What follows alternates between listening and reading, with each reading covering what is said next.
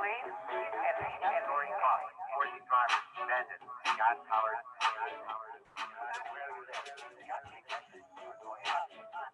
You took me for a ride, and now we're off. I'm choking on your pollution train. You're making me call, you're turning me off. I'm breaking this relationship. Gasoline, gasoline, you're driving me insane. Gasoline, gasoline, the world's aflame. Gasoline, gasoline, I found someone new, someone better than you. We had a good run, but now we're done. You're poisoning our atmosphere.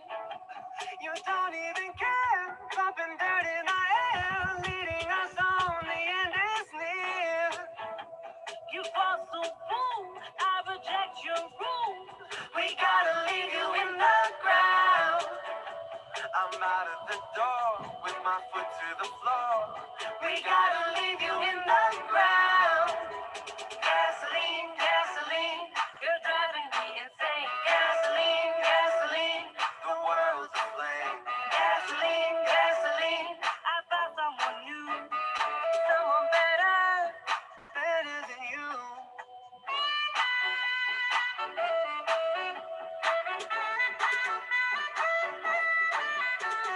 Sea levels are rising.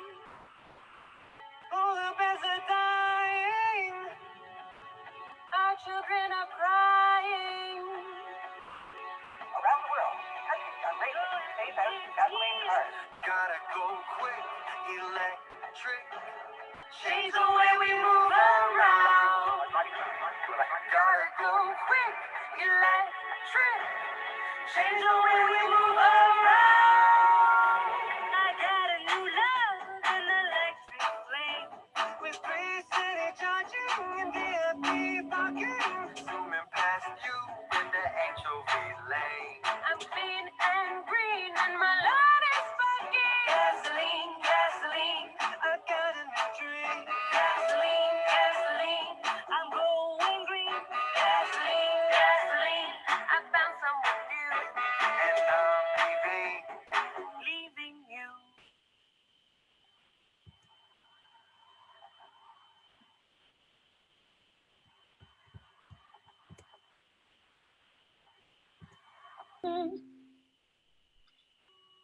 Plug in America, goodbye exhaust. Get on the same page, electric cars are boss. Well, change is happening, we are listening, what are you waiting for? Plug in America, EV drivers, we need more. Yeah, we need more.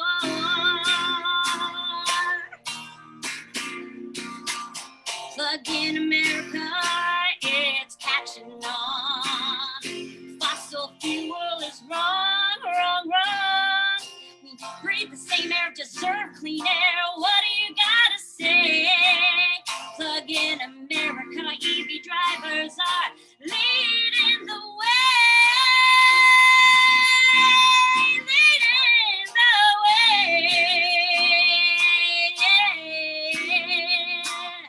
Plug in America.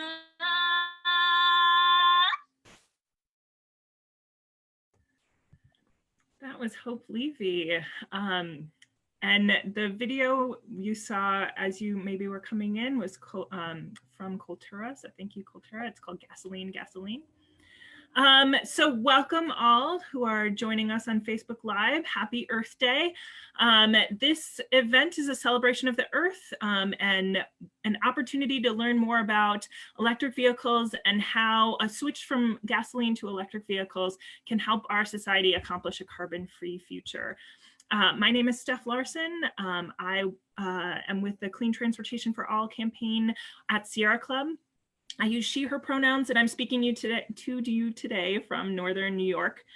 We have a great Earth Day tribute planned for you all for the next hour. So thank you to Sierra Club, to Plug in America, and to the Electric Auto Association. We hope you enjoy it and we'll learn something new. And I don't do this every day, so I apologize if some of these transitions are a little choppy. But I would like to introduce our speakers for today. That's me, Steph Larson. I also have Hugh Lay from Sierra Club with me as well. And we have some really special guests lined up for you today, including Leilani Munter, who is an environmental activist, professional race car driver, and documentary filmmaker. We've got Dan Neo, who is a columnist for the Wall Street Journal. We've got Lloyd Levine, and who is a volunteer with Electric Auto Association and a former legislator for the state of California, and also Roman Vasquez, who is a volunteer with Plug in America. And I want to recognize right now this important moment that we're in. Drive Electric Earth Day, as you may or may not know, was supposed to be 150 in-person events around the country. And we can't do that right now. This is a really difficult time for a lot of people, and I really want to appreciate everyone joining us today, especially as we are in such uncertain times. We're grateful for your time and attention. We hope this experience brings you some joy, even though we can't be all together in person in various locations, kicking some tires on some electric vehicles. So to kick us off, I would love to invite Lloyd Levine to talk to us a little bit about, when we say electric vehicles, what do we mean by that? What exactly are we talking about? So take it away, Lloyd. Great, thank you. I hope you guys can hear me. So Fine. let's go through a quick brief history of time. In the beginning, which was, as you can see, 1997, there were two electric vehicles, a Honda and an EV1 by GM. And actually, the EV1 by GM was my introduction to electric vehicles. When I was, not too long out of grad school, I was working for the California State Legislature long before I was elected. And they had a lobby day, and they have all these year-round where different groups come to the Capitol to introduce you to their members, to their technology, to their products, all different sorts of things. So I had the opportunity to go down and drive an electric vehicle. Now, I had never seen one, but I said, well, I'd love to go do this. Now, in my mind, I am still thinking of an electric vehicle back then as a glorified go-kart or golf cart or lawnmower, something, basically made out of styrofoam with all the weight stripped off of it so that it can actually function. So I got down there and I saw the red car on the screen, and I thought, well, that actually looks kind of nice. And I got in the car and we quietly zoomed down the ramp and onto the streets. And I had my window down, my arm hanging out the window, and I'm driving along. And I said to the person I was asking a bunch of questions, I said, can I punch it? See how fast this goes? And I had no idea anything about electric vehicles. And the woman says, sure, but hold on. I said, oh, what do you need me to wait for? She says, no, grab the wheel with both hands. And I said, oh, okay. And so I did, and I punched it, and the car snapped me back in my seat. And that was my introduction to electric vehicles. Next slide, please. And then I'm hopeful everybody on the call recognized this. This was, there was a big gap between the first two electric vehicles and this. This is the iconic Toyota Prius. It's the car that started the movement, really. It was the first mass market, widely popular electric vehicle available. And it sold in huge numbers. It was driven by a wide variety of celebrities, became very popular, and it was the first true hybrid on the market. Next slide, please.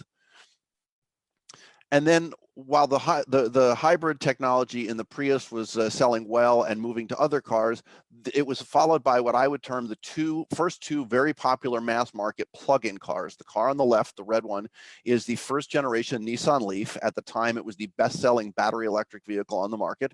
And on the right is the plug-in hybrid Chevy Volt, something many of you may recognize. And it was the first mass market popular plug-in hybrid on the market as well. Next slide, please. And now in 2020, we have over 40 different cars that plug in. The cars that you see on the screen, plus many more that you can find if you do a quick Google search. All of these are a variety of cars that all plug in, run on battery. None of the ones on the screen are hybrids. These are all pure battery electric vehicles, and they have a wide price range, anywhere from the $30,000 range on up to the Tesla Model X that can reach $100,000. Next slide, please. And before we get into how the vehicles work, I just wanted to put this slide up. As you can see, starting in 2010, they weren't even really registering. And by the way, this is in thousands. And now, each year, the popularity of plug-in electric vehicles has increased. There have been over 1.5 million cars, plug-in electric cars sold in the United States. And, some of them are no longer on the road, but there are right now well over 1 million plug-in electric vehicles on the road in the United States, and that number is climbing every year. And in about 15 years or so, 10 to 15 years, depending upon how we do, they expect there'll be more plug-in cars on the road than there will be gas-powered cars. Next slide, please. So let's look at a little bit about how these things work now. So this, again, the red car is the same one that I showed you before, the black car. This is the iconic Toyota Prius. This is what, when we hear about a hybrid vehicle, this is what you're thinking of as a traditional hybrid vehicle. This car does not plug into a wall. And those of us who work in the electric vehicle industry recognize the importance of this car, but we don't consider it an electric vehicle. It does have a battery and an electric motor, but it doesn't plug in. This is what's called a parallel hybrid. As you can see by the diagram on the right, it has a gas tank and a gas engine. It's got an electric motor and a battery pack, and each one of those can drive the wheels, but those two are connected, and so they balance out. That's why it's called parallel. They work together at the same time, in parallel, in tandem, to power the car. Now, this technology has proliferated and it's gone well beyond the Toyota Prius. It's in the Toyota Highlanders. It's in so many cars these days. But that is how a hybrid technology works. The gas power and the electric power work together. Next slide, please.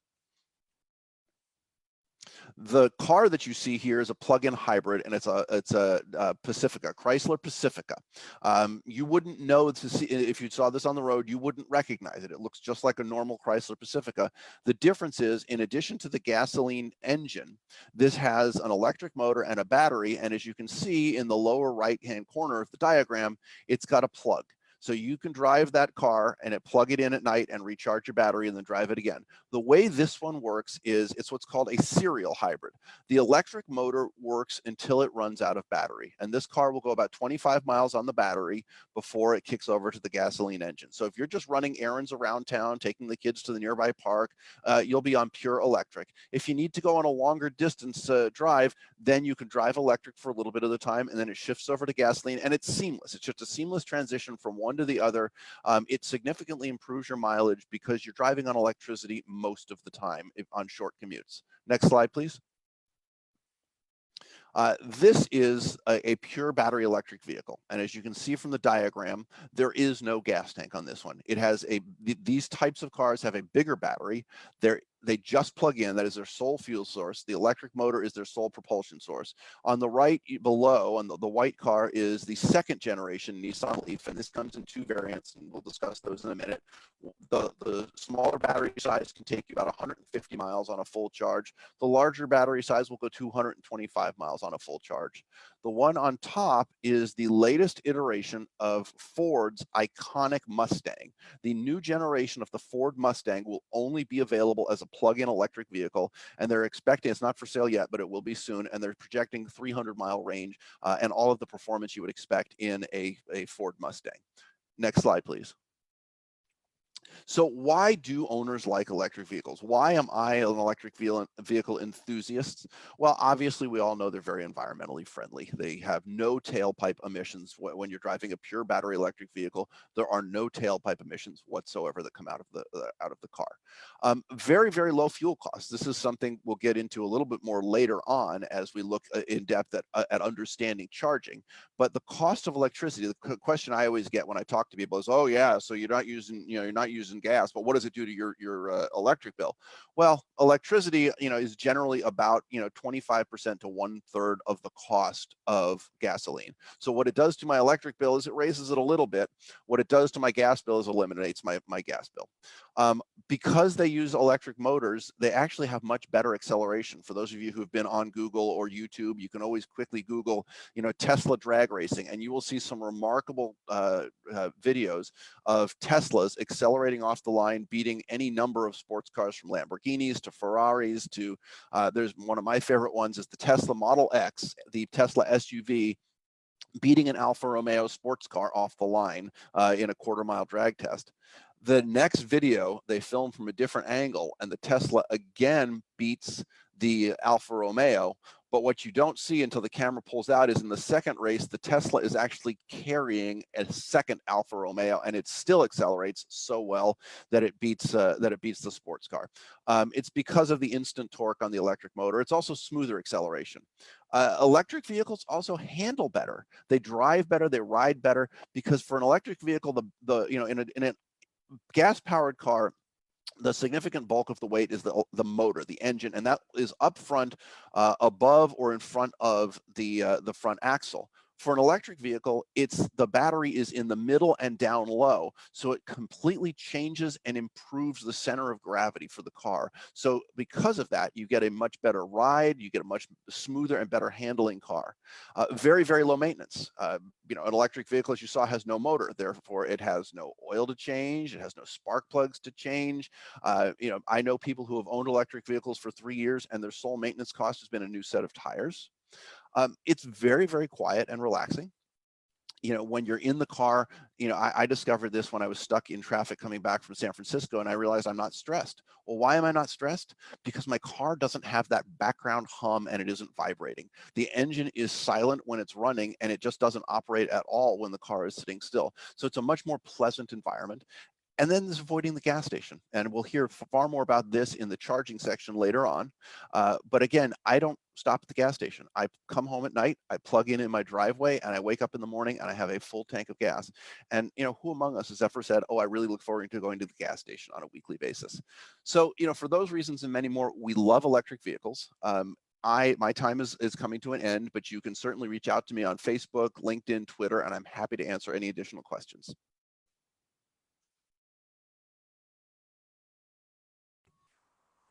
Thank you so much, Lloyd. I forgot to say this, but if folks have any questions for any of our guest speakers, we will, as time allows, be able to ask a few.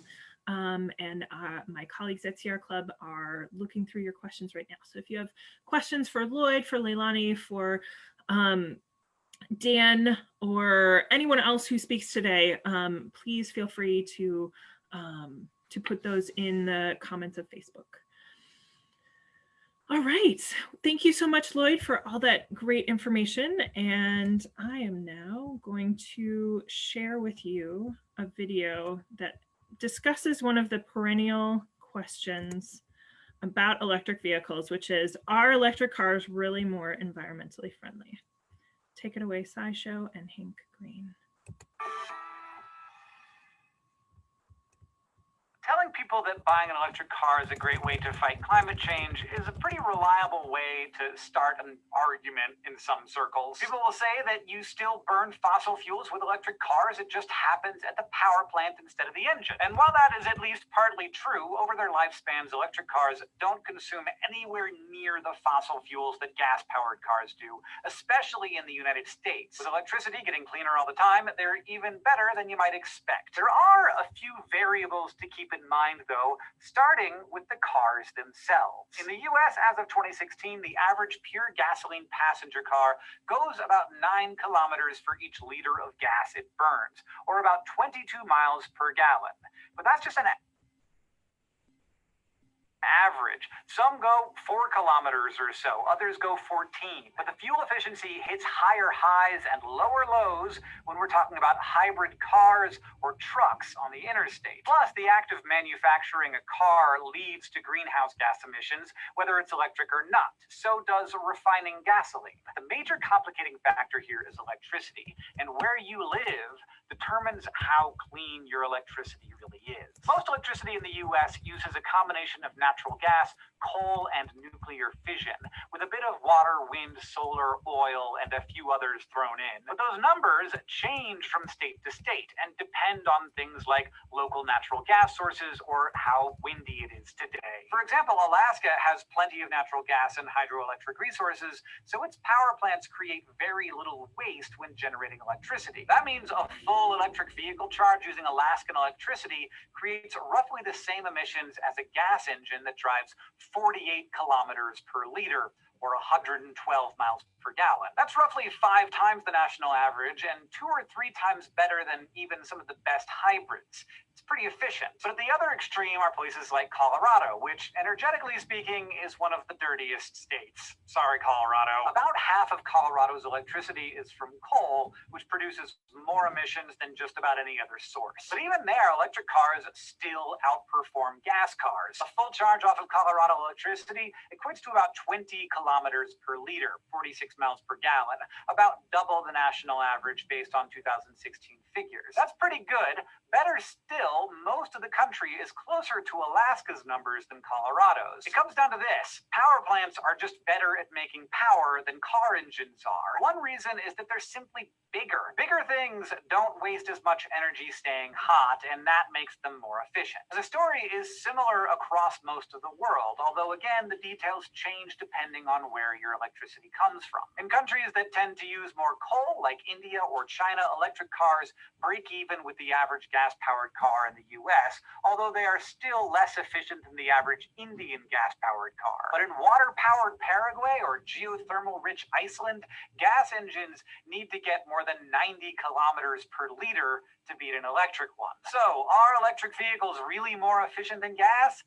Yes, they absolutely are, unless you have some very dirty electricity. So much for the well-actuallys. But climate change isn't just one problem. It's a hot mess of many problems at once. And it'll take some pretty radical changes from people all over the world to keep that hot mess from getting even hotter. Thanks for asking. And before you go, you may or may not be aware that I wrote a book, and that book is out in paperback now. I didn't tell you about it when it was just hardcover, but now you can get it in value discounted, not as hard edition.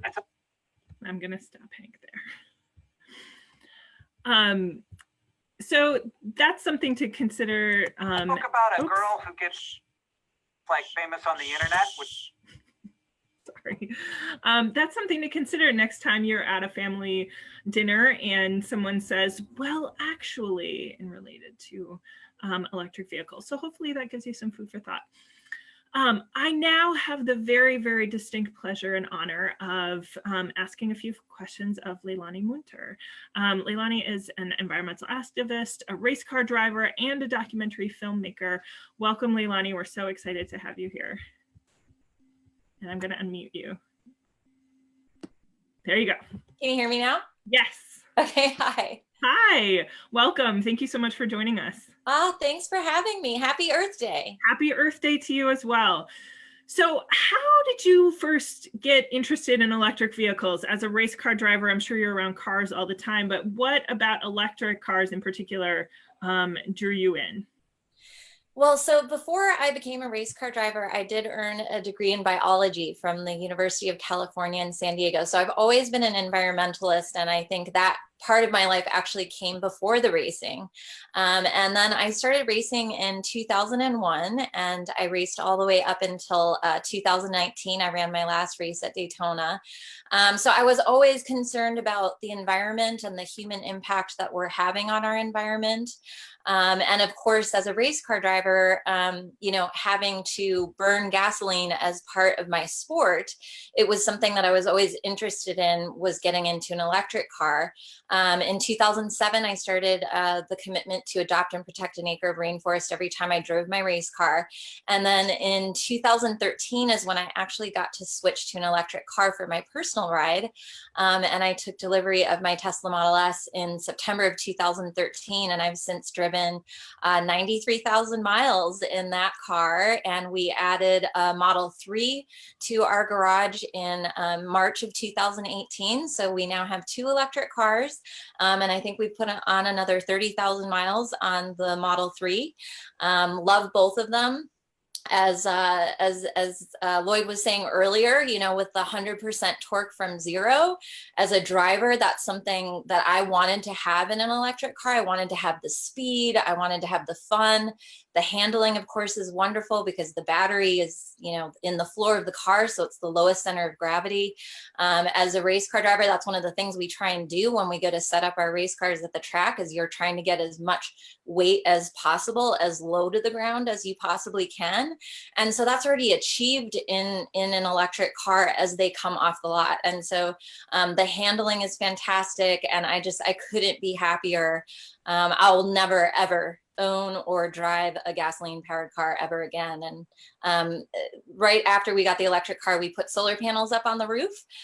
So our house is completely powered by solar, as is the cars that are charging in our garage. So that's really the ideal scenario, and something I had dreamed about for a long time, was to be able to drive a car and not have that guilt of having to burn a fossil fuel while I drove it, and still be able to have fun while I drive the car. And have you ever run out of charge? Have you ever gotten stuck on the side of the road?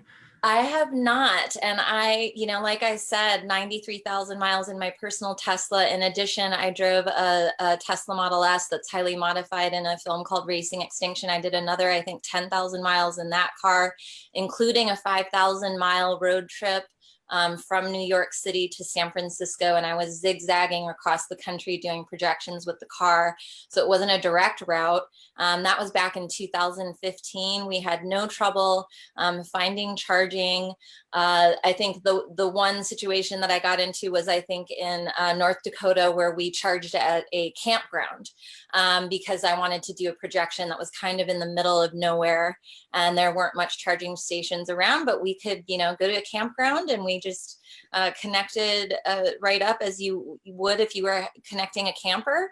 And it really was no problem. And that was 5 years ago. So the charging infrastructure is just so much better now. It's so convenient. I mean, I remember in 2013, I used an app called PlugShare, where I would actually charge at other electric car owners' garages as I was going to places that didn't have the superchargers. But really, I mean, the reality of it is there's superchargers everywhere, and I have not had to utilize any slow chargers for a couple of years now. That's so cool. As someone who lives in a town of 1,500, I live 45 miles away from the nearest city. It's, as I personally, I don't own an electric vehicle yet. And as I think about that, that's something that that weighs on my mind. So I'm excited to hear more about charging too from Roman. Tell us more about Racing Extinction, and especially about the car that you got to drive in it. Yeah, so Racing Extinction is a film from the Oceanic Preservation Society, and it is about the 6th mass extinction of species that we're currently living through. This era, scientists have named the Anthropocene, which translates to the age of man. It's where our human impact on this planet is so great that we're actually changing the fossil record of the future. And right now we're driving species to a rate of extinction that's about 1,000 times faster than the natural background rate.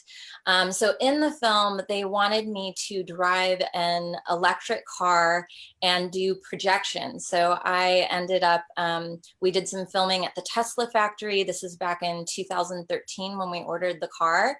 And then we did some pretty intense modifications to the car. So it has a 15,000 lumen projection system that comes out of the back of the Tesla. So I'm able to project very clear images from, 1,000 feet away. I can project images that, are several hundred feet high. So it had the ability to do these amazing, beautiful projections, and I used it to project imagery of endangered species. It also was the first car in the world with something that was called electroluminescent paint. So with the flip of a switch, the paint in the car could actually carry an electrical charge. So I could change the color of the car. So when I was projecting onto places that I might not have permission to project on, like an oil refinery or something like that, I would have the paint on. And so the car would be this bright blue glowing car. And then when inevitably the oil company would call the police, I could just, with the flip of a switch, turn it off and just look like a normal Tesla. So I could blend in and pull the projector in. It also had a high definition FLIR camera that came out of the front of the car. And that FLIR camera had a special color filter on it that made carbon dioxide and methane visible to the human eye. So I did some projecting around New York City where I would film cars, gasoline cars, and then I would project the live image of that onto a building, like 15-story high building. And the person sitting at the stoplight would actually see see themselves live on the screen, but actually be able to see the exhaust that was coming out of their tailpipe. And I think, you know, humans being such visual creatures, that may be one of the reasons why people struggle to understand greenhouse gas emissions and how much we're polluting is you can't see it. So that FLIR camera allowed us to visualize that pollution. And then the last thing it had done to it is I also had a disappearing license plate. So I could, with the flip of the switch, make the license plate go blank. Interesting. So we do have one question from one of our Facebook viewers, April Bolduck from, actually it doesn't say where she's from, sorry. April Bolduck says, what does Leilani tell the electric vehicle naysayers? Oh, you know, there is really no argument against electric cars. If you're trying to talk about performance and you're gonna say that it doesn't perform as well, that has all been proven wrong, of course. And you know, obviously Tesla is one of my favorites because it's the one that I have, but there are so many amazing fast electric cars coming out.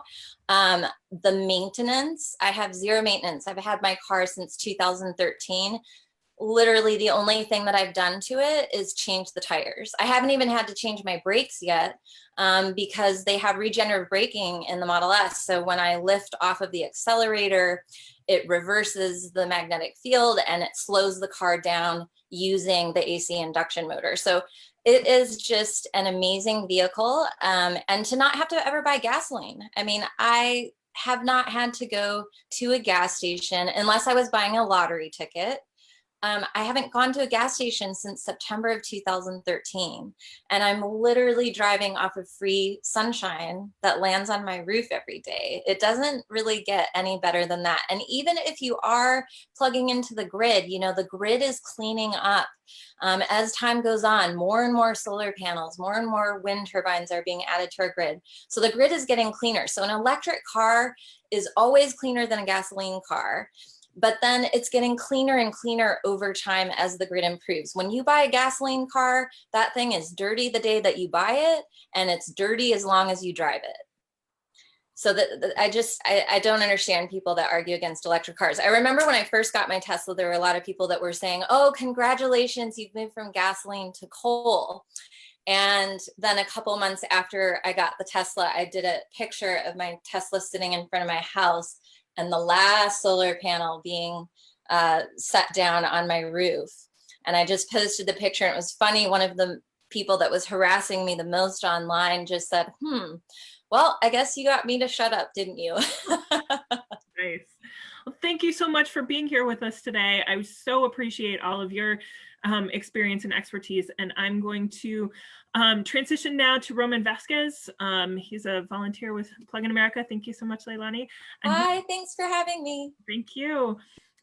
Roman's going to tell us about more about the charging aspects of owning an electric vehicle. So Roman, thank you so much. And I'm going to go ahead and unmute yourself. Am I unmuted now? You are. Great. Yeah, thanks for having me. This is one area that there's tons of confusion. So many questions I get asked about this all the time to people who are considering getting an electric vehicle. And yeah, it's like, how long does it take? How much does it cost? How do I do it? How do I charge my car? And we've been talking about it with Lloyd and Leilani, and everyone's been talking about charging. So let me give you some information about that to hopefully get everyone up to speed on the same level. And obviously, this is something that's happened, right? We've always understood, well, how much does it cost to charge a car, or sorry, a gas-powered car? We've always had them. But an electric car, if you've never had one, or if you've never had if you don't have a friend who has one, this is an area where there's a lot of lack of knowledge. So let me get into it. So charging, you can charge at home, which is one of the biggest benefits of having an electric vehicle, because you have electricity at home, obviously. You have an outlet, you have power coming into your home. So that is the fuel that charges, that drives your electric vehicle. So that's one of the biggest benefits. We can talk about into the little techie stuff about the levels of charging, but suffice it to say, there's basically like slow charging, 2 levels of slow charging, and there's fast charging. So let's talk about the slower charging, which is easily available to everyone at home. It's called level 1. Level 1 charges your car to speed of about 3 miles per hour of charge. So for every hour you're plugged in, you can put back in 3 miles of charge. So if you have to though leave your car at home, if you have it charged plugged in for 8 hours, that's 24 miles of charge. So for the average person, that might be enough for your commute. So for most people, a level 1 charger at home may work just fine. But most people actually end up installing a level 2 charger. The biggest benefits of a level 2 charger is the speed. That is almost 4 times as fast. You can charge at 20 miles per hour. So obviously that same 40 mile or 20 mile commute can be charged up in a couple hours. So you have the significant benefit of speed. There's also public charging. A lot of people don't have the access to charging at home, whether you live in a multi-unit dwelling, apartment, you just don't have easy access to plugging at home. There's so many public charging stations out there. We talked about the different apps that show you access to it. I think we might talk about it a little later, maybe after this. So there's a lot of access to public charging, and those typically will charge you about the same speed, about 20 miles per hour. We could also talk about many of the other public charging stations are DC fast charging, much like the Tesla supercharging stations. Those take charging to another level, the speed. For example, most DC charging stations, if your car is so equipped to do DC charging, you can charge your car at about 150 miles per hour. So think about that. Most of the time when I plug in my BMW i3, I'm only plugged in for 30 minutes and I can have completely full charge. And that's, again, a complete game changer if you really need to travel much longer distances where stopping for 20 miles per hour is really not that conducive for you. So that's one of the biggest benefits of electric vehicles, how much access you have to the charging station. How often do I actually public charge? It's not that often. I have the benefit of having a charging station here at home. I also have it available at my workplace. But when I do need to have those particular days when I do need to drive all over Southern California and I just don't have enough range, my car on the dash, I can just look up, type in where I'm going to go, and it'll tell me, actually, there's a charging station where you need to go. I can add that extra 10 miles of range if I had to. So the access and ability to find public charging stations is so much more improved compared to where we were just even 4 or 5 years ago. So that's one of the biggest benefits. The cost, though, is the biggest question. A lot of people have a question about cost, and I actually just made a recent video about this. So let me break down the cost here. So first, let's start as a baseline. People are mainly coming from cars, right? So Lloyd was talking about the different costs for cars. On average, in that video you showed, it's going to be about 10 cents a mile, depending on the type of car that you have, how much it actually costs to refuel a gas-powered car. An electric vehicle, because your fuel now is electricity, it has the biggest advantage in that the cars are so much more efficient, and the electricity itself in many places is also very, very cheap. So my utility charges me only 13 cents per kilowatt hour. That equates effectively down to 3 cents per mile. So again, gas-powered car, about 10 cents or even worse. An electric vehicle, only about 3 cents a mile. So huge savings right there in driving an electric vehicle. And another question came up about what happens if you don't have access to DC or public charging? You know, what do you do? I think you asked a question about running out of power. Every electric vehicle that I've seen actually already comes built in with a small level 1 unit. I happen to have it right here. Here's the one that comes out of my BMW. It just sits in the trunk, and it has obviously the 110 plug. So anywhere you can find a 110 plug, you have ability to charge up. Again, it's at 3 miles an hour, but it's a huge advantage. And again, whether you're going over to a friend's house or even in a parking lot that just happens to have one available, you always have ready access to electricity.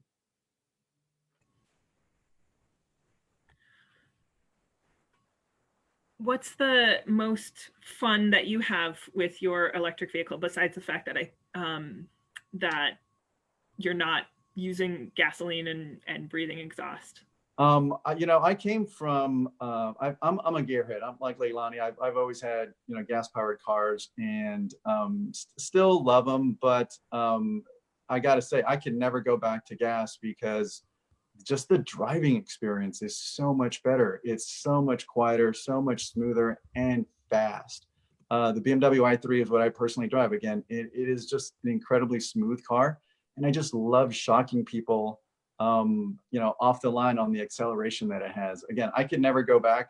I've driven lots of different electric vehicles. You know, even as Lloyd mentioned, I was lucky enough to drive the EV1 back then, and that was an amazing car for the 90s. But even now, they've gotten so much better, and they're just amazing vehicles. Again, I could never go back to a gas-powered car.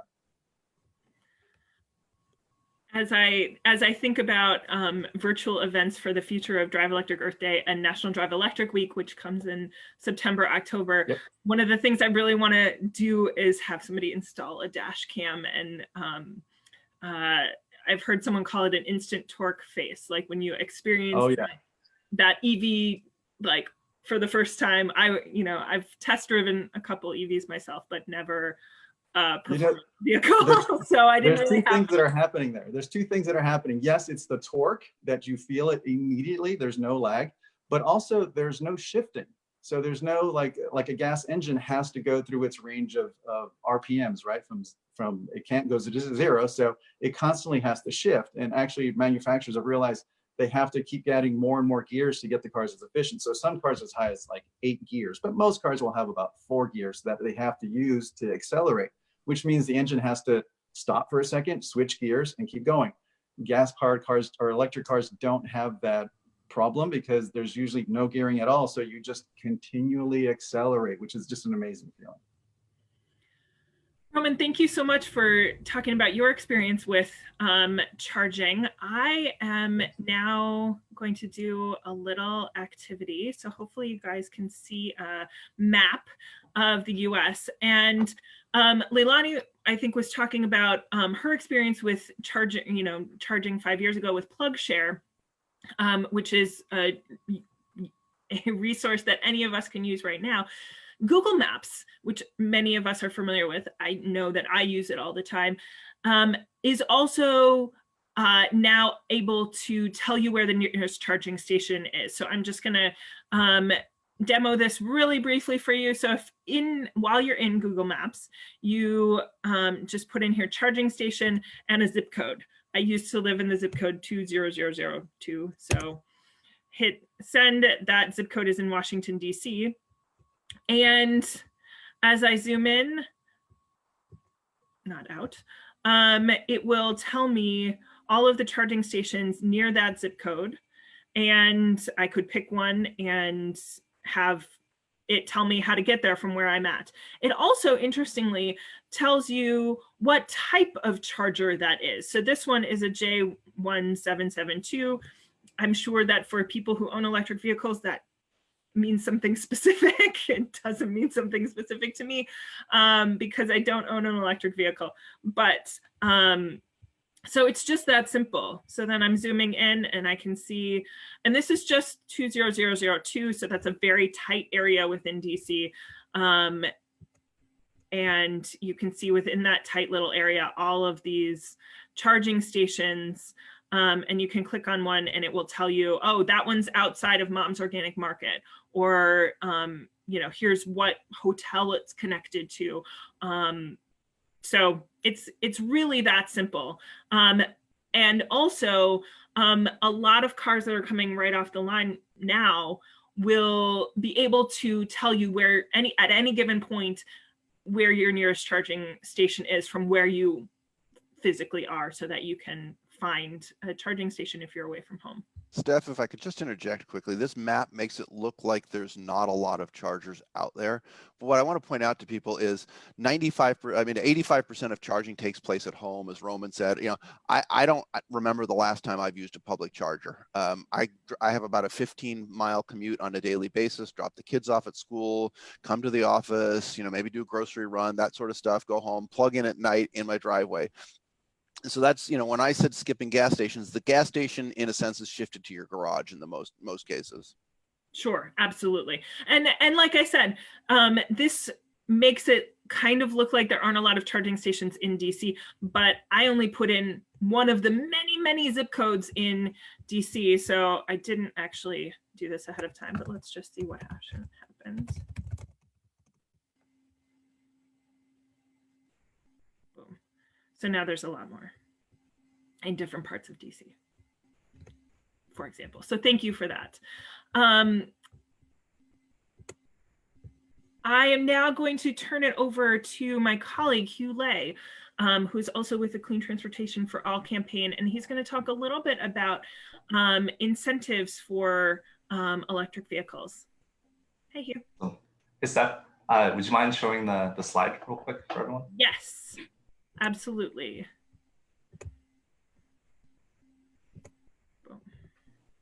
Perfect. Happy Earth Day, everyone. My name is Hugh Lay, and I'm the campaign representative with the Sierra Club's Clean Transportation for All campaign.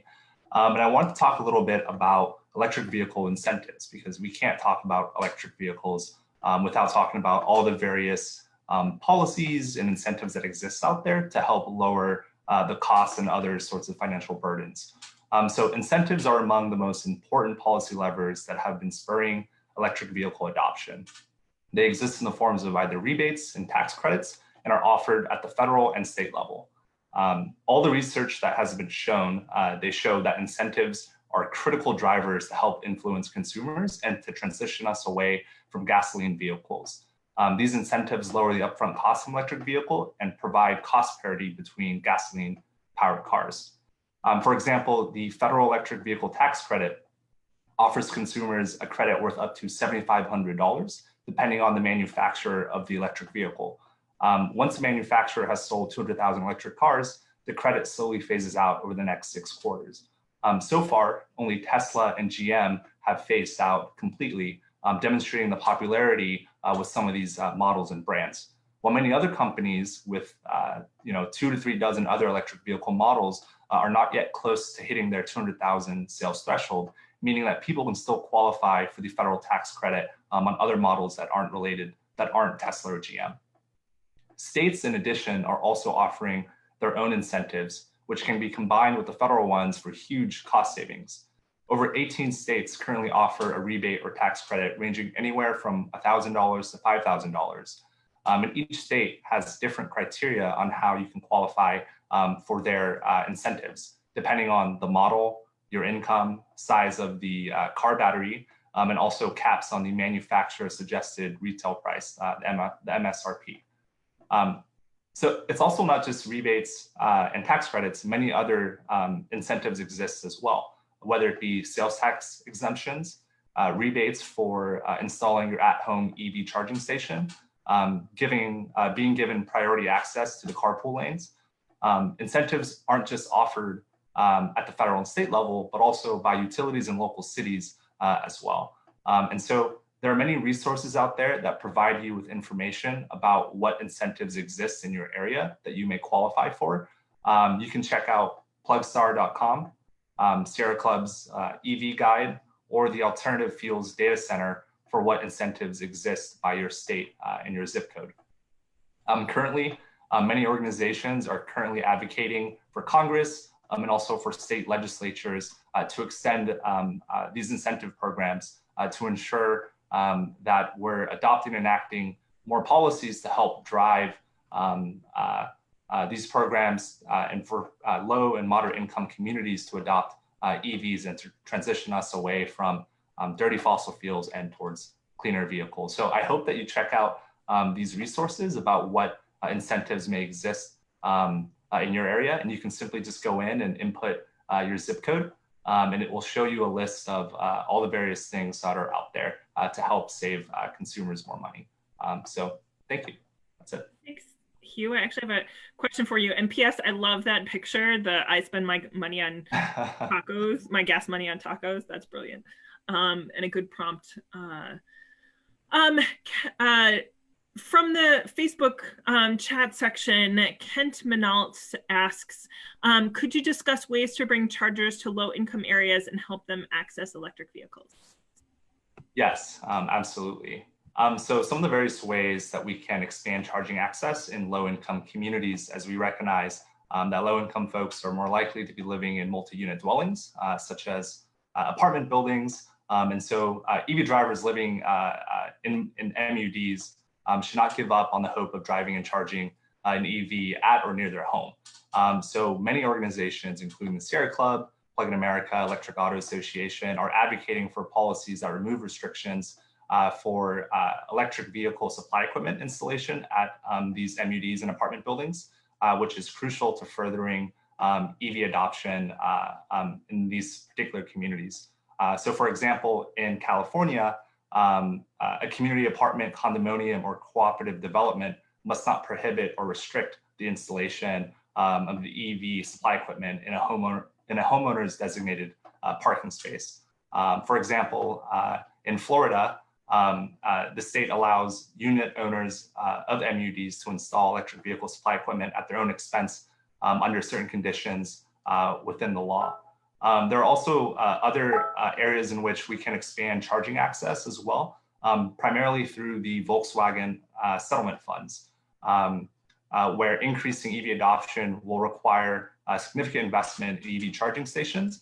And experts have identified key areas where charging stations will help accelerate it the most, and identifying the communities that are most burdened and impacted by air pollution, and to make sure that each state's plans to expand charging access with through the Volkswagen settlement funds prioritizes our low-income communities and those communities that are most burdened by air pollution.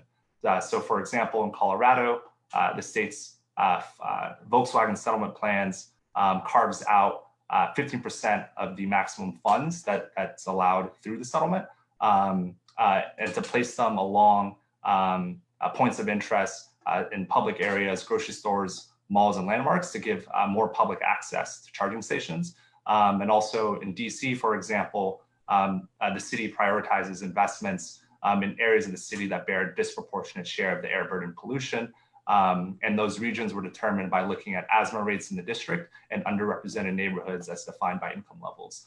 So those are just various ways in which we can expand access in low-income communities. Thank you, Hugh.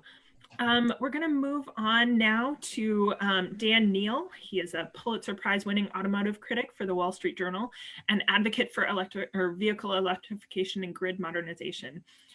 He backs a federal stimulus program featuring shovel-ready grid and charging incentives and vehicle purchase tax credits. Welcome, Dan. Thank you. Hi, guys. Can you hear me all right? Absolutely. Hear you just fantastic. So tell me more about why you feel like electric vehicles are good for business, good for the business sector. Well, there were a couple of situations that before coronavirus that made it inevitable and smart to stay ahead of the curve. You know, the auto industry is a global industry, and about 80% of the global auto industry is turning away from the internal combustion engine because of social constraints. Well, business is a herd-like thing, you know, and of course, as it moves toward electrification, it scales up, costs come down because of the economies of scale. Supply lines get sorted out. All of this is a result of these social pressures in Europe and China. But now, coronavirus. Well, you have a situation where they really can't move forward. The automakers really can't go back to business as usual. In particular, the United States auto industry was hanging by a very unsustainable business model that is, you know, leasing $80,000 trucks to people for 8 years.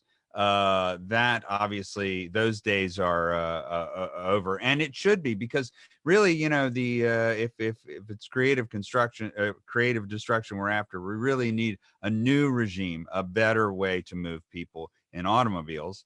And for all the reasons, I have to say, Lloyd rules, Leilani rules, everybody rules. Everybody has spelled out in absolutely perfect detail why mechanically, physically, environmentally, these vehicles are better. Of course, my case is that it's better for business. And so what I want to say to, now this may fall on deaf ears, but what I would like to say is that this nation definitely needs a coordinated stimulus package based around grid modernization and electrification. In your little your video run up, you know, you link these images of that is renewable grid generation and the EV. Well, the essential link is that we have to have a greener, more distributed, grid that walks forward with these kinds of cars. You know, I'm a huge fanboy of one Dr. Mary Nichols, who many of you know is the head of CARB, right? You know, I'm not starstruck by many people, but I'm like, woo, Mary Nichols, because she is such a badass. And she has fought tooth and nail, and she has really kept the American domestic auto industry from falling into more irrelevance than they already have. So, the point is that the world is going forward. We can join them. We can step forward into the light, or we can defend the rump of a failing business model that is based on an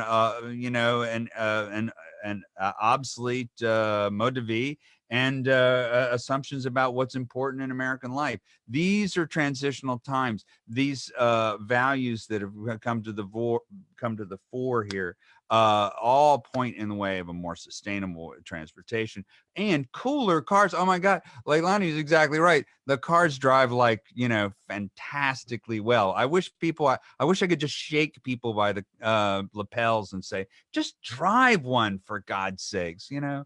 And actually, and that brings me to a question from the Facebook comment section. George Nice asks, speaking of fun, why hasn't an automotive manufacturer made a convertible model electric vehicle?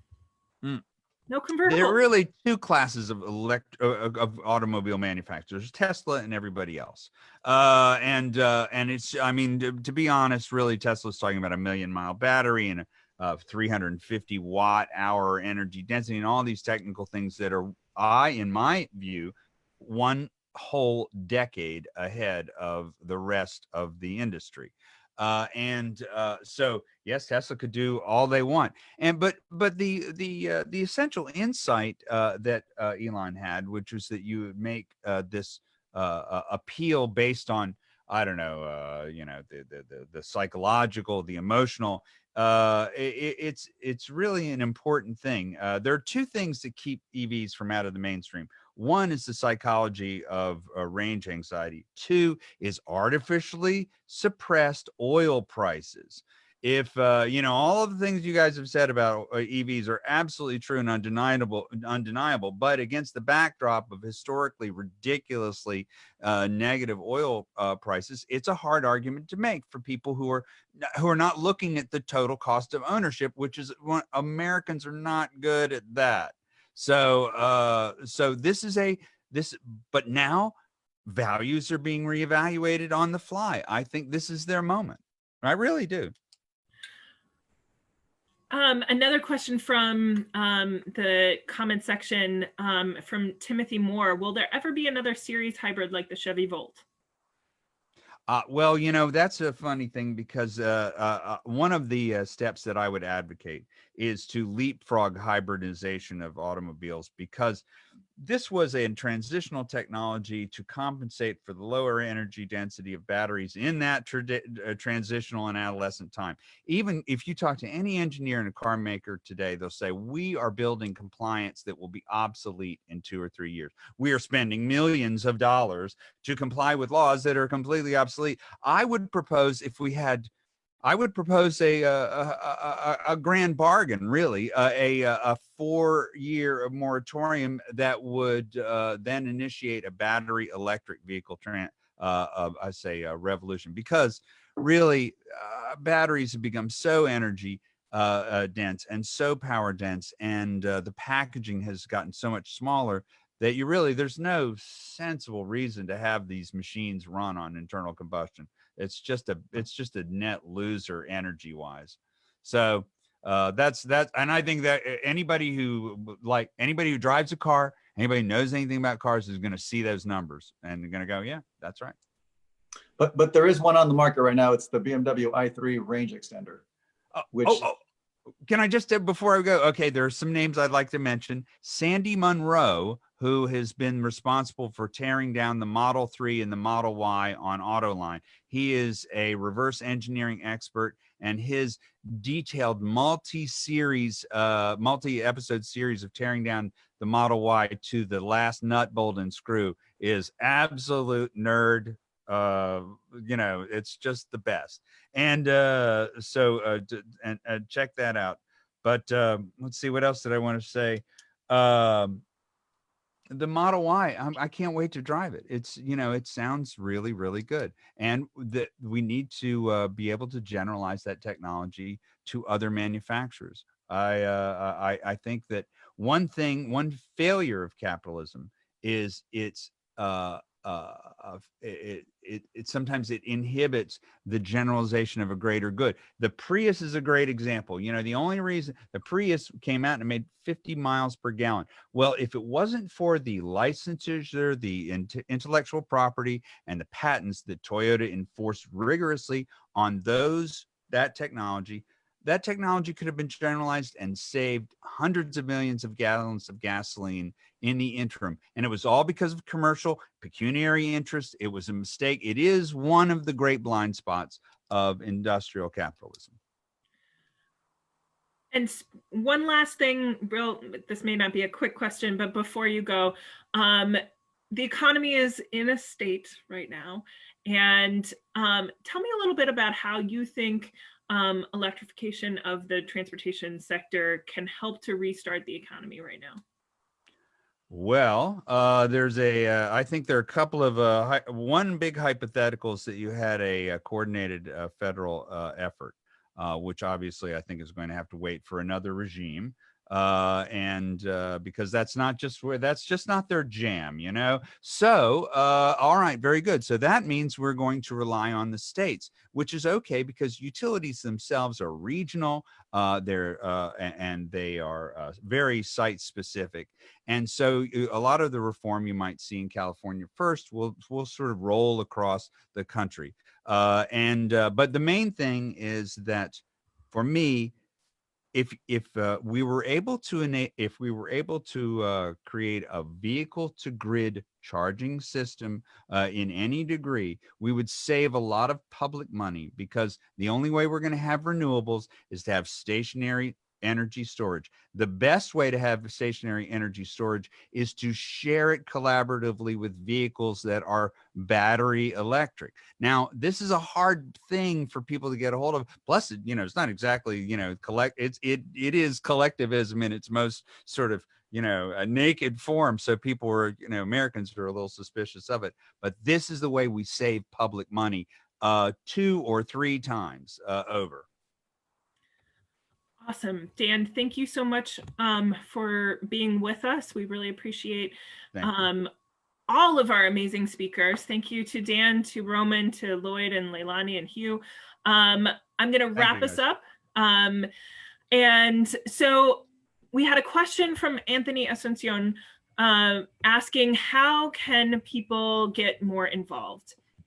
And I have a couple things to say about that. Number one is we have a pledge for you to make today. And you can, my colleagues who are on the Facebook page are going to drop the link into the comments. You can also just go to sc.org/deedpledge. What are you going to do after being at this event to help clean transportation take a hold in this country? Now, we list 7 different options just to get your ideas going about how you can be more involved in transitioning our economy to electric transportation. But feel free to come up with your own as well. There's a space for you to do that, to talk about how you're going to take action today, or perhaps in the next week or 2 or month. You can have a conversation with someone about something you learned today. If you already own an electric vehicle, once it's safe to do so, take somebody for a ride who's never been in one. Lots of different options for us to take action. I also want to give you this page of resources, which is also going to be available in the chat and on our Drive Electric Earth Day resources page. You know, lots of different resources about, you know, once you're ready to consider an electric vehicle, there are lots of different places you can go to find the right vehicle for you, if that's both new and used are available. And another thing, please do join our the 3 organizations communication lists, right? Sierra Club, Electric Auto Association, and Plug in America all have opportunities for you to get more involved with each of our organizations related to clean transportation. And Steph, find a regional organization. Around the country, there are local regional organizations doing amazing work to promote and demonstrate electric vehicles, and it's a much more hands-on opportunity as well for people. Absolutely. Thank you for that, Lloyd. So I'll just close today by once again saying thank you so much to Sierra Club, to Plug in America, and Electric Auto Association for co-sponsoring this event. Thank you to all of our speakers, Leilani, Lloyd, Roman, Dan, and Hugh. And again, I'm Steph Larson. And I'm going to close today with a video that maybe you've seen before, but features someone that you will probably recognize. So once again, thank you so much, everyone, and take care. And here comes the video.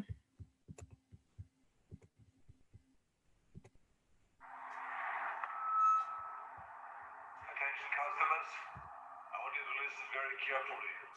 On behalf of Big Oil, I want to thank you all for choosing muscle cars that use gasoline.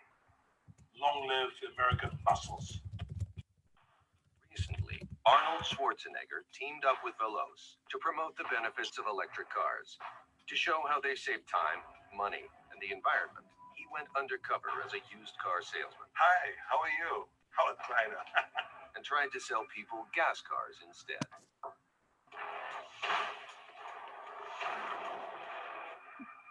Hello? Looking for a car? Hey. Howard Kleiner. Howard This Kleiner? here, yeah. What are you looking for? We're looking for, like, electric. Fuel efficient, like, quiet. I have exactly what you're looking for.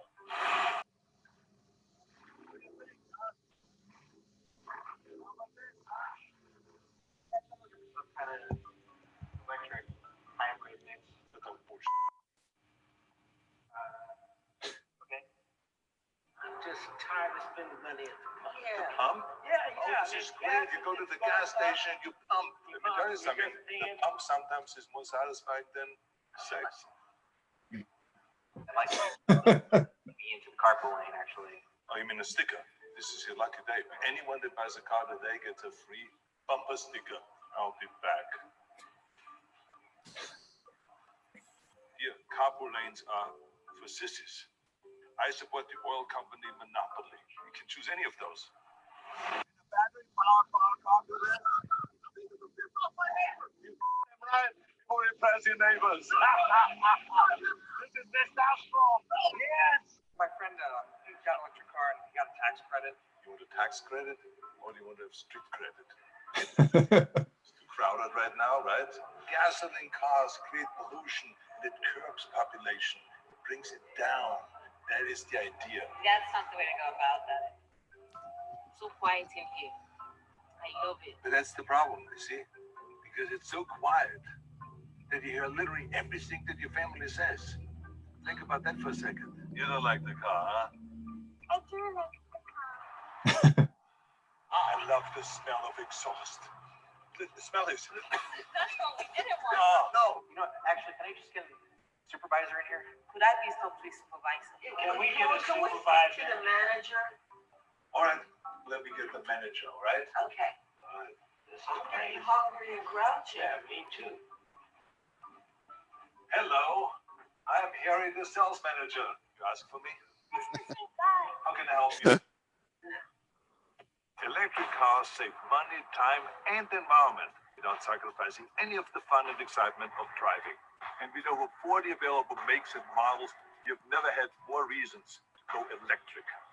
Go to electricforall.org and join us. That's awesome. Now, come with me if you want a lift. If it burns gas, we got it. See more videos, Learn about electric cars and find the one that's right for you. Visit electricforall.org. Oh, Arnold, gotta love it.